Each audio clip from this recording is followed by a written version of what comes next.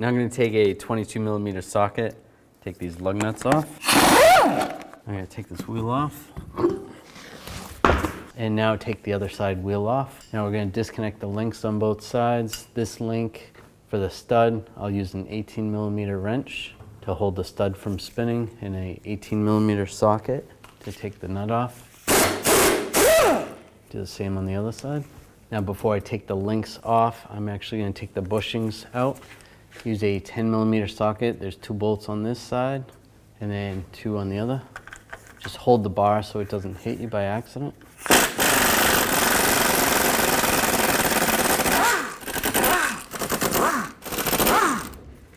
There we go. And just slide this down. Just get these parking brake cables out of the way. And you can slide this over. If you have to, use a pry bar. And slide it off the link. And slide it off the other link. And just slide it up. And now I'll take this bar, slide it around the parking brake cable. And slide it over the sway bar link. Line up this sway bar link. You can use the pry bar if you need to. Just be careful. Get that lined up. That's good. Now take these bushings, take the bracket off, and slide the bushing over. And slide the bracket.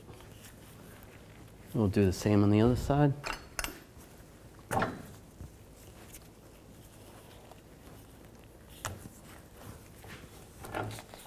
And get the bolts started.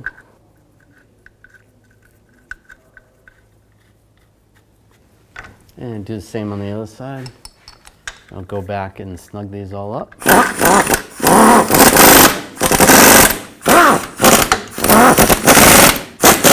Now we can torque these bolts to 24 foot-pounds.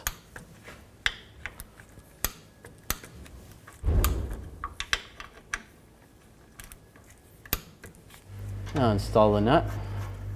Use my 18mm wrench and snug this up.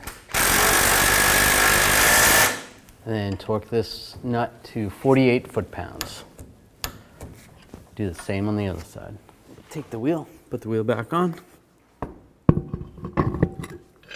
Put the lug nuts back on.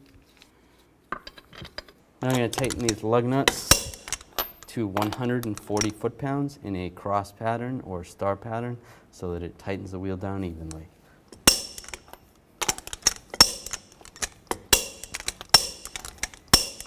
And I'll just go around again, double check.